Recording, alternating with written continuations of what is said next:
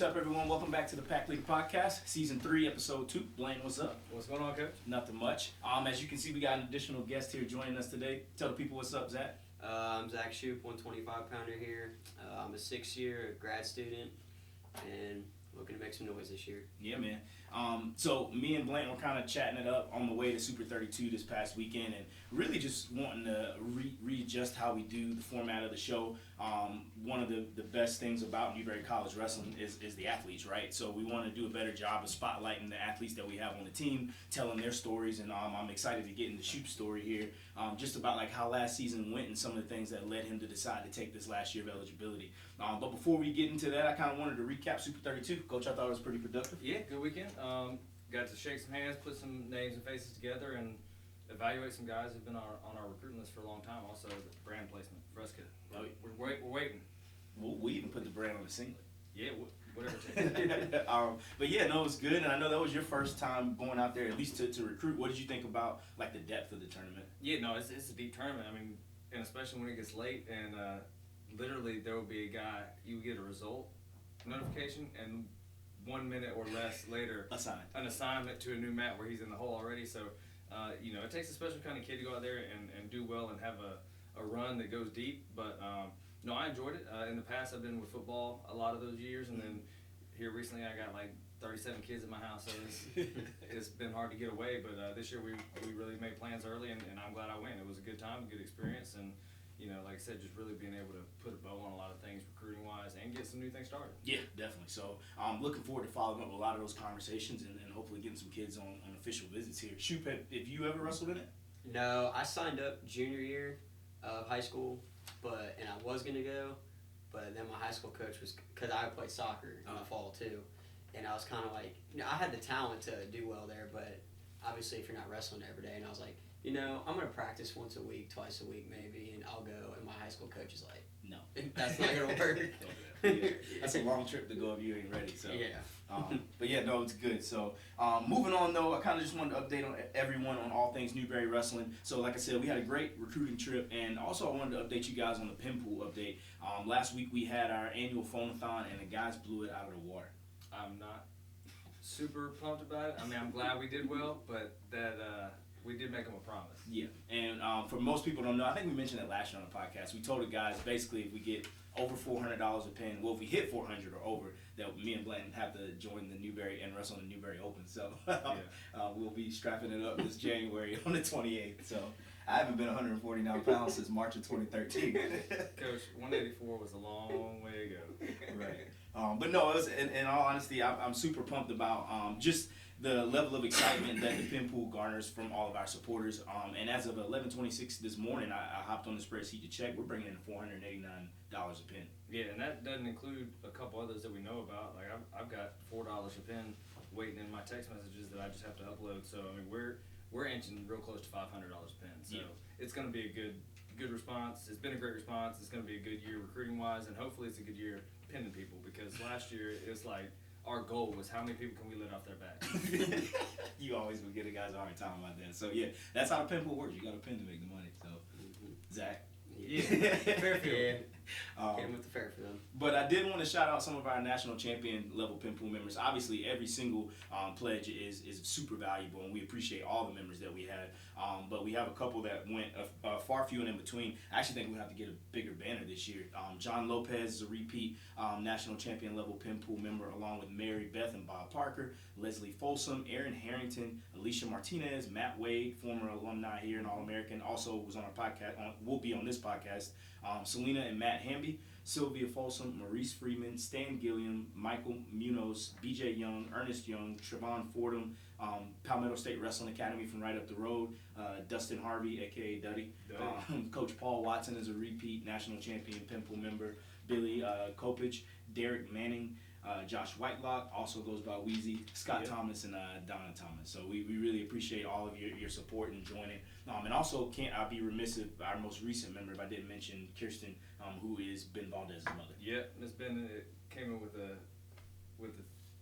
tippy top pledge, and that's huge. It's that type of support and buy-in from parents and from alumni that I really think helps push the program forward, because if you're just sending your kid here or if you graduated and I said I got my degree and it's time to move on, I feel like that level of connection is not there. But to see the buy-in and the support, I think that's what's really going to help us kind of make that next step. Hopefully, make those big splashes that lead to more of these national trophies. Yeah, definitely, because it takes a lot to run a program.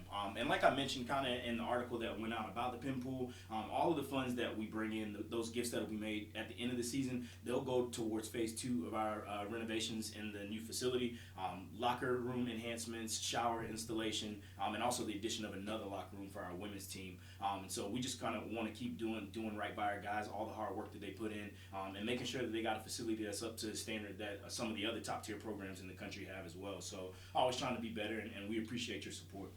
So moving on, I want to, like I said, spotlight Zach Shute. So he mentioned he's a grad student here. Tell everybody what your grad studies are in right now. My grad studies are in organizational development and leadership. Nice. So one of the 2 programs we got here right now. And Yeah. they're looking to make more. Yeah. What was your undergrad in? Sport management and business. Cool. Well, first question I want to ask, for many people that don't know, and I hope you don't mind me sharing, I mean, Zach literally had a heat stroke last year. Literally almost died. On day 1 of preseason, I'll never forget it. You were running, I think you were like first or second, right? I think I came in 3rd. Got you. Either way, I mean, you were getting it. So you ran Technically, he hadn't finished. Right. He ran inside the main entrance fountain, like dropped right in front of the wolf, and I thought like you were tired because I was like, man, he really, that's what everybody thought. Yeah, he emptied the tank and he just, that's where he's laying right now. So I walked past you to kind of see who else was coming up, and I remember one of the guys saying like, hey, Shute's not okay right now, and I'm like, yeah, he just was getting after it, and then they're like, maybe 3 or 4 minutes go by and they're like, hey, no, he's not okay right now. So yeah. I come back, tell a little bit about that experience. All I remember was, it was a hot day. I was running hard and I was really pushing myself. And me and JP were running next to each other, and just same weight class, all that. Try to compete with each other, kind of going back and forth. And we hit the last, how far would you say Cromer is? 3/4 of a mile. Yeah, about 3/4. Last like 3/4 of a mile from the run. We really started to race each other, and that was the last thing I remember was being right there. But I finished. I came all the way around.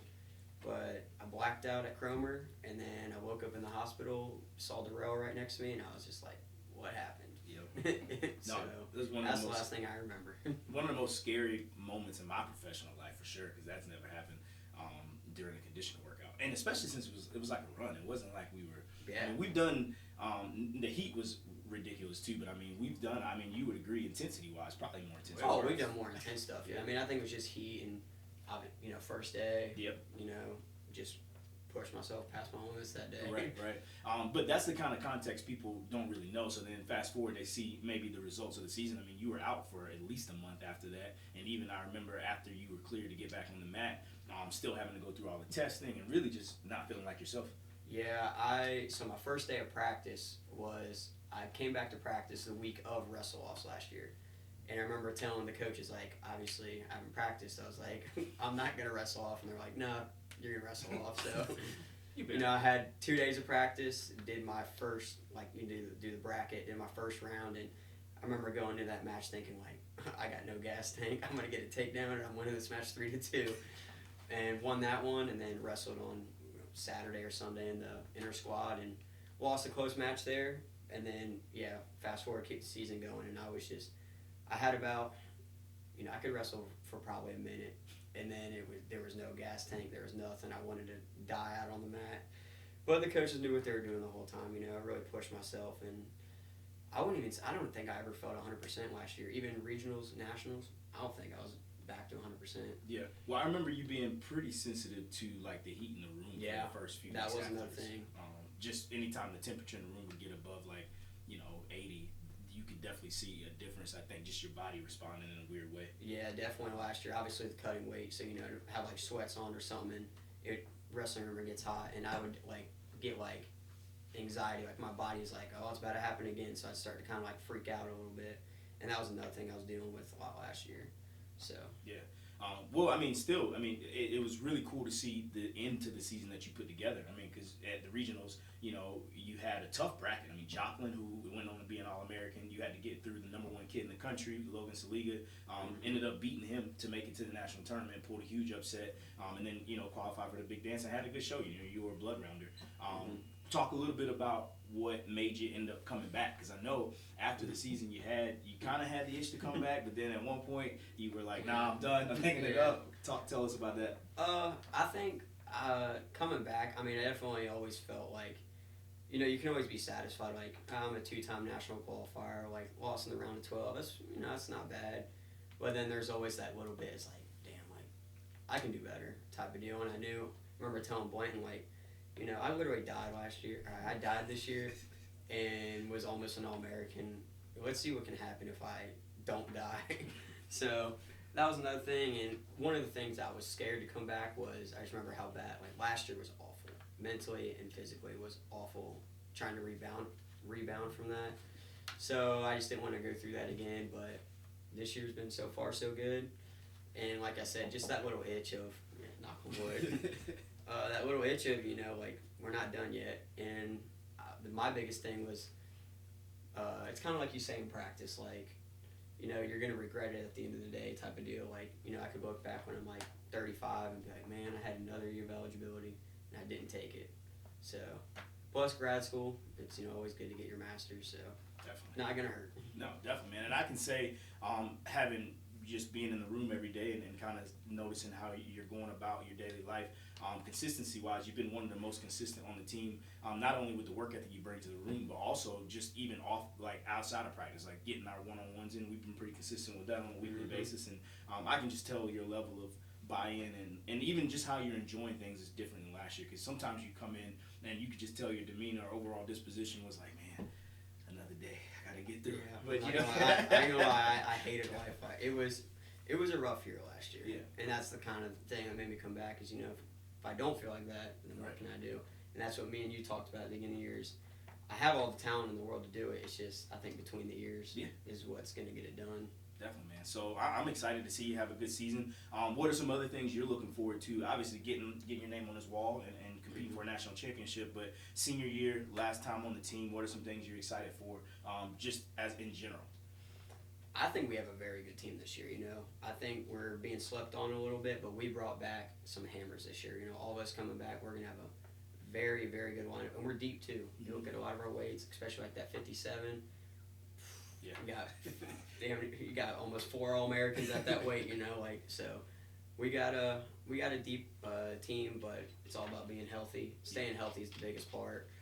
And I'm really excited about our freshman class. We've talked about that before. We have a really solid freshman group that I think here, you know, I mean, they could do something this year, but here in the next few years, they're going to be really good. Yeah, and it's cool because, you know, we brought in a really big freshman class, but we also are graduating a lot of people too, right? Yeah, It was graduating a a lot. big class. Yeah, we are graduating a lot of kids. Yeah. And so them coming in and being able to train with you guys and kind of learn the ropes, for lack of better words, I think will put us in a position to reload as opposed to have to rebuild after all you guys that have been here for so long leave. I mean, Brandon's finishing up what will be like his 10th year here. Something like that. Something like I'm that. right there with him. Yeah. Hey, we were out at Super 32 and the coach from Emmanuel, he was like, there's no way he's coming back. He wanted receipts. Yeah, he was like, I need to see some transcripts.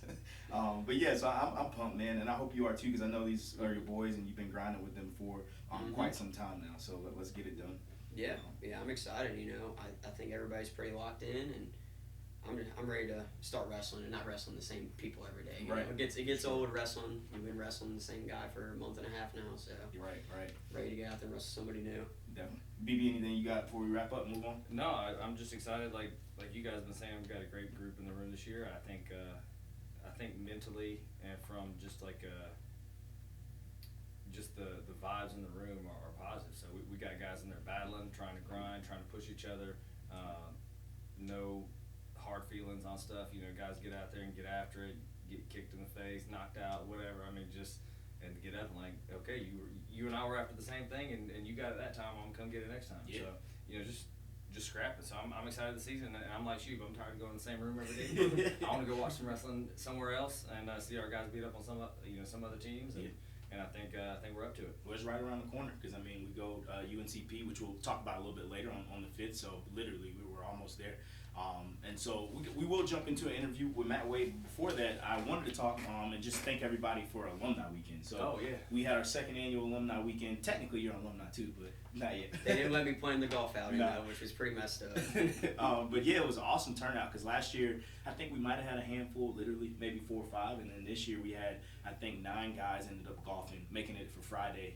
That tee time I think was hard with work, but then the tailgate the next day we had near 20 guys, and it was just so cool to see everybody come back and just the talks about the hard practices and just life in the dorms and shenanigans. Yeah, it was a great time. Right, and with a program that's less than 20 years old, to have what I think was a pretty good turnout, to me that says a lot. And we were looking at it the other day, kind of just looking at national qualifiers and All-Americans, because that's really the list that we have available in the room to go by. But John Parker and I were in there looking and kind of comparing, and there's a connection to every team but like 2.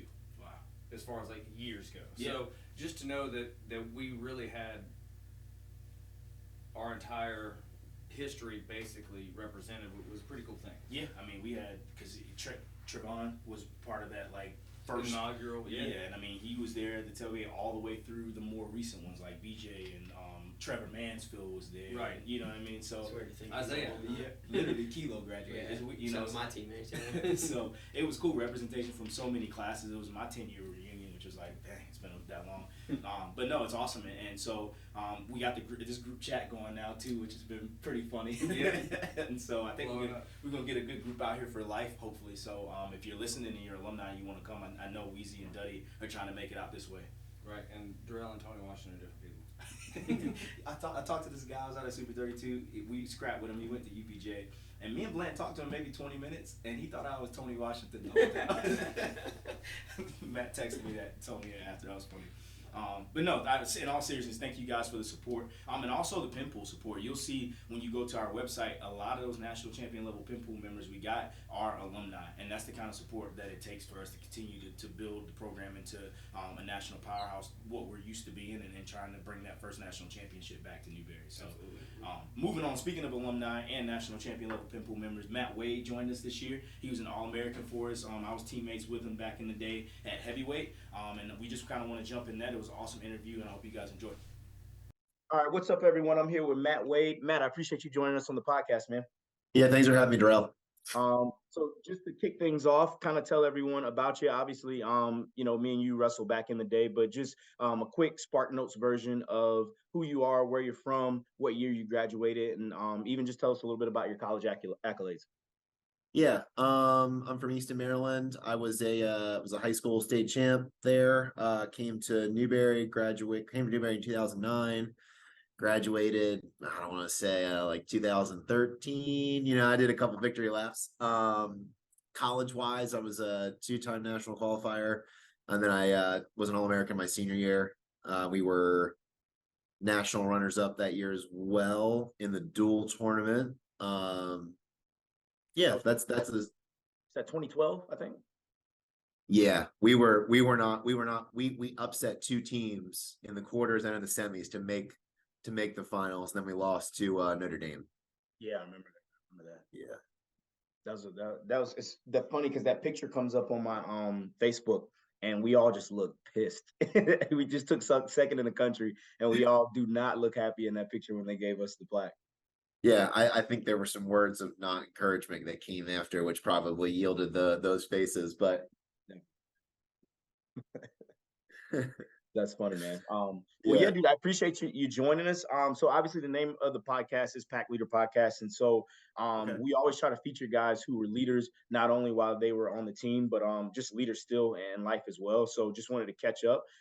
You were here for the tailgate and alumni weekend this past weekend, which was actually pretty fun, right? Yeah, great time. I hope it's going to become a staple for me. I hope we see more people trickle in as the years come. Yeah. Even in comparison to last year, last year I think we might have had literally a handful of people, maybe 4 or 5, and then this year, really, the tournament was a little bit smaller. I think at the tailgate, we probably saw 15, 16 guys there. Yeah, I felt like you had a great turnout on Saturday. Yeah, yeah. So we'll keep building on that. But yeah, man. So where are you living at right now? Yeah, so I live in Northern Virginia, I live like right outside DC. I've been here for 6 years. For 6 years. Yep. Nice. Talk a little bit about what you're doing there work wise. Oh yeah, so I mean, I had a couple of random jobs after I graduated. I coached for a little bit, and then I decided to get into sales. So I started at this company as just a rep, and then I worked my way up. I'm a regional sales manager, so I oversee a team, and then I have a personal selling responsibility as well. So it's outside sales, which is awesome. So like I'm not in the office, so I get to like go out, meet people, shake hands, kiss babies, all that fun stuff. What's the name of the company? I work at Centric. We're Centric, yep. And what do you guys like? What's the product or service that you guys offer? I sell copiers and printers. Nice. Which is like when I was interviewing, I remember being like, do people still buy these things? And they're like, yeah, people still buy them. And then when I first moved to Baltimore for the job, and my mom was like, so you're gonna go door to door selling printers, like You're like, to yeah. to businesses. She's like, oh, I think she thought I was gonna like be like knocking on all the people's doors in Baltimore trying to sell them like office printers. I'm like, no, I'm not doing that. It's real. Yeah.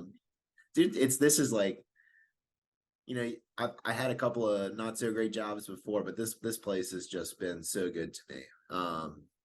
And it's done a lot for me. Yeah, I'm living the life I want to live. You hit your number, you get 2 free vacations a year. Nice.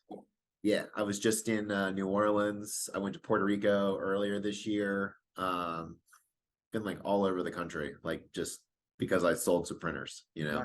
Yeah. Yeah. You people don't realize, man, but I mean, I use a printer like every day and a copier. And Right. I know Newberry recently, the last 2 years, we bought a whole new whatever company we were with. I should wish I realized that you worked like Centric offered that. I might have hit you up, but like we just bought all new printers and copiers, and I know it was Really? the RFP was not cheap. So I'm sure it wasn't. No, colleges are usually a good hit. yeah. Well, that's awesome, man. And so you've been with the company, you said, I know you've been in the area for 6 years, but how long have you been with Centric? 7. 7. Okay. Yeah. Nice. And work your way up. Talk a little bit about just the gap in between, like when you were with Centric, and then like I know you mentioned coaching a little bit out of college. What kind of was your path from college to Centric? Oh yeah. So, well, as you know, I wanted to be a professional wrestler. Like that was the goal, right? So I graduated. I had tried out for the WWE. Talk about that, man. Let's talk about that. What was that like? Let's talk about that. So like I met a recruiter, and we talked briefly like in like November, December. And he was like, well, I'll be at nationals. He's like, I'd want to see, he's like, I'd want you to lose a little bit of weight. So I lost like 15 pounds. I like leaned up. I just got in shape. I wasn't in shape, and met him, and he's like, all right, I'll give you a tryout. So it's just talk about an awesome experience, man. So they fly you down to their performance center in Orlando. Okay. I was one of 50 people. And it's 3 days. It's 3 days from 7 a.m. to 7 p.m. of just like so they had like 4 or 5 rings set up, and you just like, there's a coach in each ring, and all the coaches were people that were on TV, like people that like, I don't know if you know who like Billy Gunn is, or like William Regal, like people who were like WWE stars, like superstars, right? Nice. And you basically just wait in line. So like you'd wait in line for an hour, get in the ring, do some drills, then you get back in line. And the drills were like stuff we do for our warm up, like forward rolls, jumping forward rolls, walk on your hands, backwards rolls, and like I'm smoking it, right? It's like killing it. There's all these, and I'm the smallest person there by like a mile. So I get through it, and one of the guys who was like showing us the drills, he was like going to school there, or you're like, in training. He comes up to me, he's like, "Man, you killed it. You killed it." He's like, I'm gonna see you in a couple of months. And I'm like, I'm in. Let's go. Yeah. I'm in. I'm in. And then and then I get a call from the guy who recruited me, and he's like, "Do you want the good news or the bad news first?" Oh man. I'm like, just hit me with it. He's like, "Well, I'll give you the good news first." He's like, "The good news is you did really well and you made me look really good." I'm like, "Oh, good for you." That's a positive. He's like, the bad news is it's a no for now. And I'm like, "Well, why?" And he's like, "Well, everyone just felt like you looked too nice." What? That's what he said. That's what he Wow. said. And I mean, Yes. there's no way to like. I mean, you can always curate your image, right? I mean, you don't have to be. You don't. Sure. Right. Once you I get didn't into it, have this sweet mustache. I should have showed up with a mullet. Like there's so many things you could do. Yeah. But I was like, you guys can't figure something out there. Like there's a spin there. So anyway, so he was like, "Well, if you wanna, what's up, Lynn?" He's like, "Oh, What's up, Wade? he's like, if you wanna go and like do like the independent professional wrestling thing and get a gimmick and come back, like I can give you another tryout." So I thought I would do that, and then I wound up. Is that where the mustache came from? Yeah, yep. And then I wound up blowing a couple of discs out my back, and I, figured that was the end of my professional wrestling career. But I mean, how many people can say they got invited to try out, right? Like it's still a hell of an experience. right. So Yeah. you blew the disc out in your back doing the alternate route to like. No, well, I was doing CrossFit to stay like in shape, and was deadlifting way too much weight, and it snapped. Like I heard like a pop, and then I didn't like think anything of it. And I was also coaching my brother, so I was wrestling with him every day. And then we were out at senior nationals, and I like could barely like stand up out of the chair. I remember like I was like hobbling around, like you see them coaches like in their 50s, like hobbling back and forth. And I was like, I'm 22, I can't, or 24, like I shouldn't be like walking like this. Right. Gotcha. So that's kind of what I guess led you another direction. Yeah, well, I mean, when I like kind of had it took me like a year to like accept it, but once I had the like realization that this was the end, like I had to let that dream go, then I was like, well, I mean, if I look nice, I guess people will buy stuff from me. So then I got into sales and somehow wound up selling copiers and printers. Right. No, and it's cool because you're killing it there, man. I know we were talking about it during alumni weekend. And it seems like you're doing really, really well. So that's awesome to see. We were talking about his experience. Let me tell this story because I love telling the story. So I'm interviewing for this company, and the final interview you have to do, and this this is like what one of the things wrestling has done for me. The final interview, you have to like give a presentation on how you would sell a machine. I had no idea. Bombed it, right? Mm-hmm. Bombed it. And the guy's sitting there and he's like, "Yeah, that if it's up to me, it's a no. If it's a no." And I'm like, "Come on." And he's like, "Look, we put a lot of time in developing people and like getting them, like helping them become successful. Like we can't invest in people who aren't like at a certain level yet." And on my resume, I had state champ and NCAA All-American. And I turned it and I put it in front of him, like, "Do you know what those two things mean?" And he's like, "No." I was like, "That means I worked my ass off." I was like, "And let me tell you this, my freshman year in high school, I didn't win a single wrestling match. In my senior year of college, I was an NCAA All-American. So if I have good coaches, I can learn and implement really well. So it's really not about how good I am. It's about how good you are at developing people." Nice. And he just like, he's like, "All right, you're hired." I like it. Direct correlation. Yeah. Yeah. No, that's pretty cool, man. and pretty ballsy of you in the moment to do that though. Yeah, that's awesome. Well, just like I was like I've always been this way, but if I'm going out, I'm going out right. on my like terms. Like guns blazing. Yeah, always. Nice. Well, yeah, man, it's awesome to see you doing your thing. I want to talk a little bit about your experience at Newberry, but kind of before then, and I know I'm jumping all over the place. What led you to Newberry? Because you're from Maryland, so obviously we're not right around the corner being in South Carolina. Yeah, I had never like I had kind of heard of Newberry because Josh Whitelock and Latrey Collick both went down there. Yeah. And they were seniors when I was a freshman in high school. So like I knew of Newberry, but I didn't really know of Newberry. And my senior year, I got a handwritten letter from Matt Finley on my birthday, wishing me happy birthday and congrats. And at that point, I was like 30 something and now. And he was like, "Oh, like you're having a great year. Like, can't wait to hear about your state championship." So I got like 2 or 3 handwritten letters from him, and then I I visited a couple of schools, came down, met all you guys. I'm pretty sure there was a party involved. And after that, I just remember like leaving and being like, "That's where I want to go." Nice. Like, yeah. That's awesome, man. And so you get here, talk a little bit about your experience. Like, obviously you enjoyed it and you accomplished the goal of becoming an All-American, but what are some moments that stick out to you over the course of your career here, academically, athletically, off the mat too? I mean, like off the mat, I just feel like they're like the guys that like, that I was in the trenches with, like going through all like the training is just was so intense, right? And like there's just a different level of respect with like and like bond with those people that I feel like that to me like sticks out immensely. Like academically, I mean there's not much to talk about there.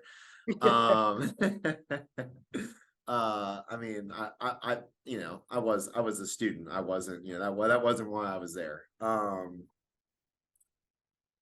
then like the things that like stick out to me that like I remember the most were like the moments that were like so hard and we all just like persevered. Like those are the things that like I really remember. Like, sure, like I remember like the big wins. I was thinking about the duel. There was a duel our senior year that we were supposed to like smoke the team, and it came down to me and the guy I was wrestling I had lost to in the previous year, and I beat Shorter. for us to win. You remember that one? Yeah, Shorter. It was Shorter. Yeah. Yep. And then I mean, obviously All-American. I mean, that's how can you forget that? Like, right. What was the turning point? I was actually thinking about this on the ride in, just kind of looking ahead to the interview. At what point? Because I remember in my career kind of turning that corner, being the guy who was like, in the practice room, you see what I was capable of, but then never really translated to like the match. I remember turning that corner. What was the turning point for you when you were like, I'm one of the best in the country? I tell you what it was for me.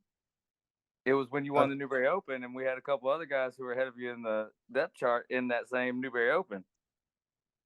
That's when I knew Matt Way was for real. Yeah, that's probably. I'm glad you brought that up. That's probably when it was. Because I mean that year started out as I was going to be the guy. Who were the heavyweights? Who were some of the heavyweights on the depth chart? I think Jake and Corey Jake for sure, but Corey might have been here too. No, Corey was gone at that point. Okay, but Jake, because you wrestled Jake in the Newberry Open and beat him. I did. Yep. And he was a great wrestler and he's doing great things. But I remember that tournament being like upset that he came back second semester and we never even got a wrestle off. It was just he came back, he was a returning All-American and he was just automatically inserted in. And I remember thinking like I need to prove my worth right now. And I just what I said 10 seconds ago, I'm going to do it my way. And I just went after him and it worked out for me.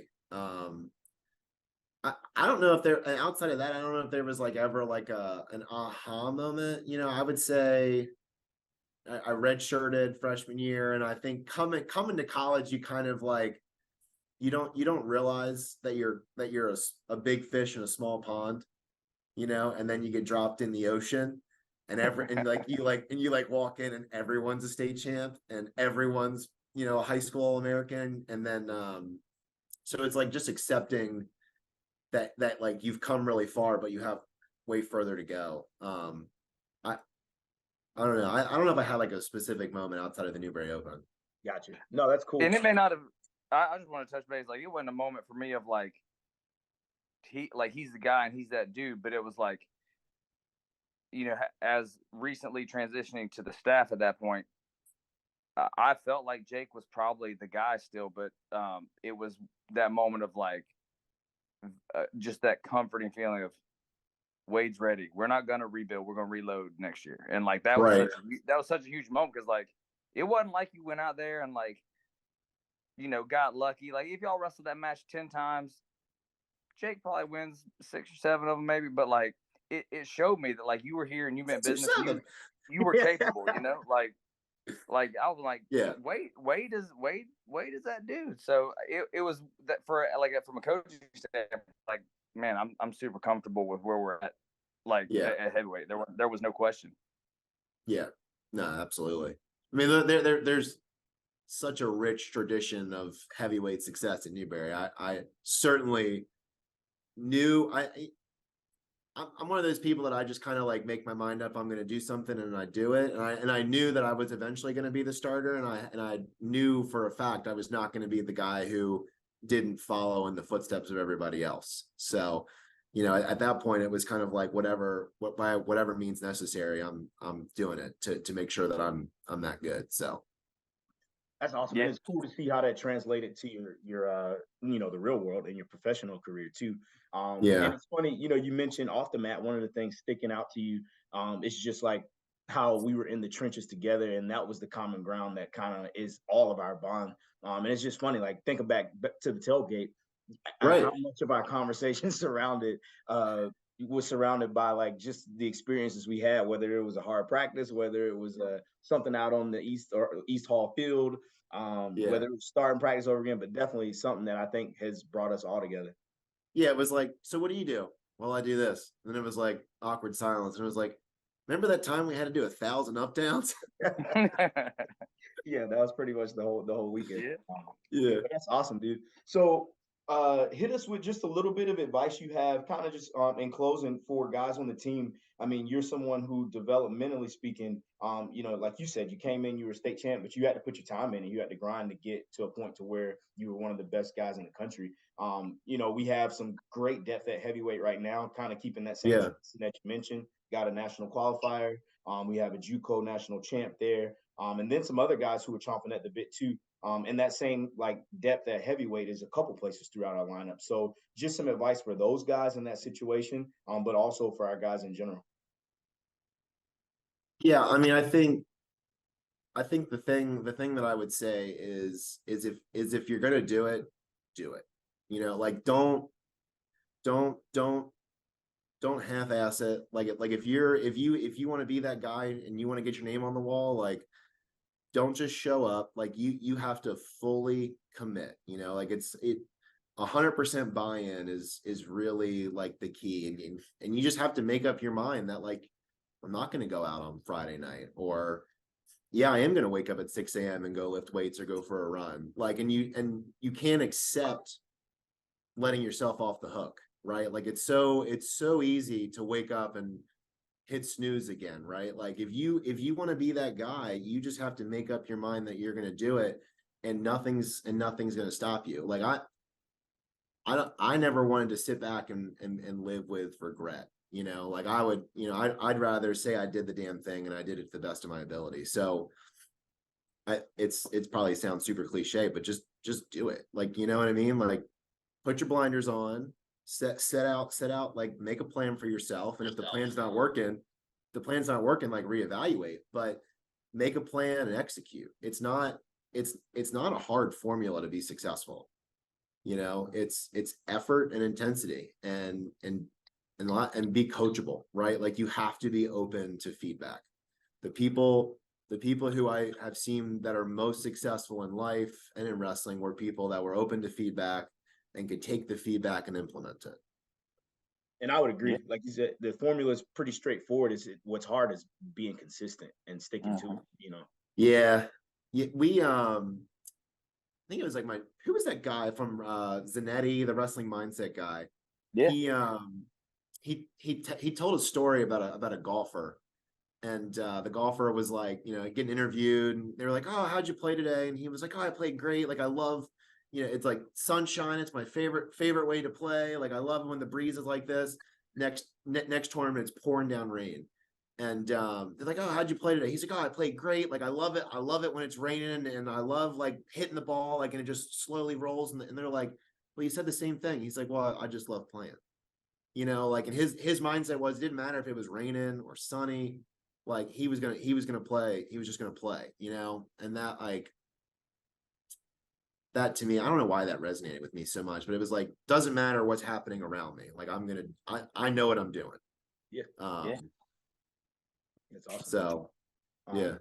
Well, cool, dude. Well, I really appreciate you hopping on the call, and I like this train we're on. I saw you at BJ's wedding, and not too long ago, not too far from that, saw you at the tailgate, and now I'm honored to have you on the podcast.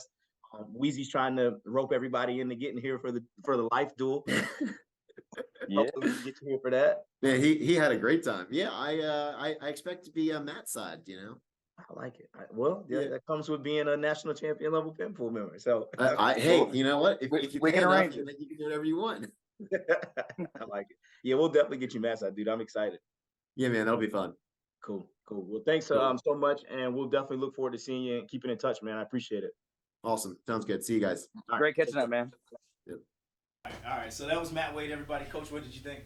Wade, he's always a fun time, great guy. One of my favorite stories about Wade is it was at the Tiffin Regional, which I think was right after you had finished up. Yep.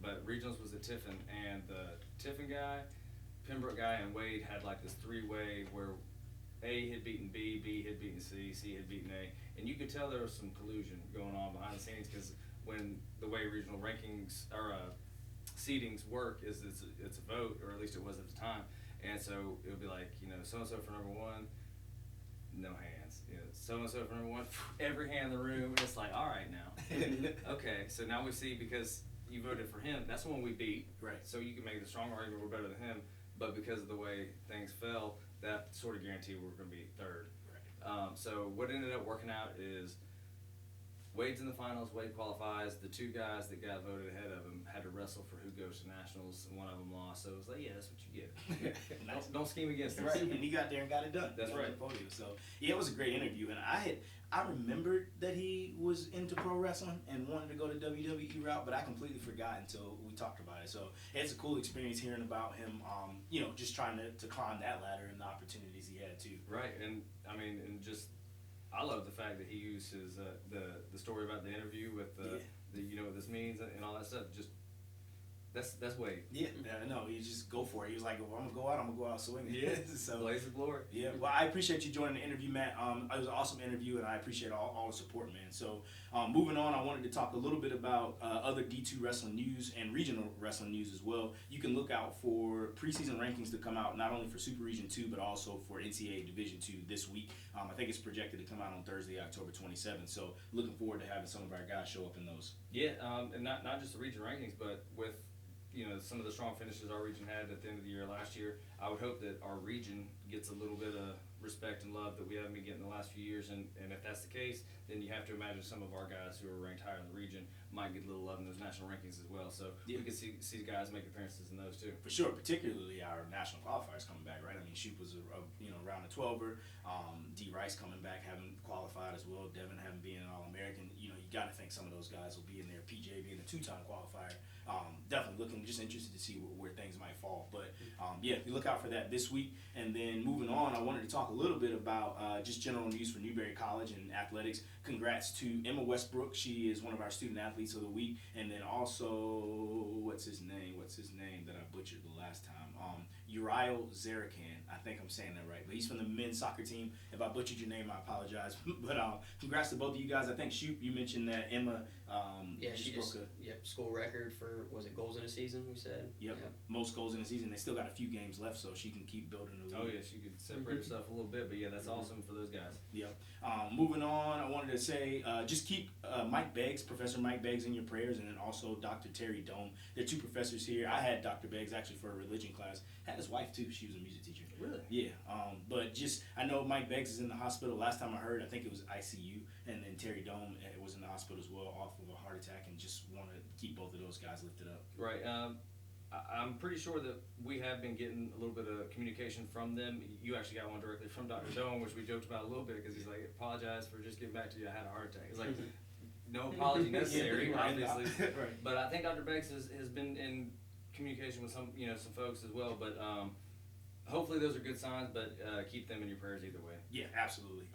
And just the last couple things, I wanted to give you a few dates to mark your calendars. October 29th, that's this coming Sunday at 2 p.m., we will have our annual Scarlet versus Gray inter-squad match out on the baseball field. Yeah, it'll be a good time. Coach Triplett, he's got his guys bought in.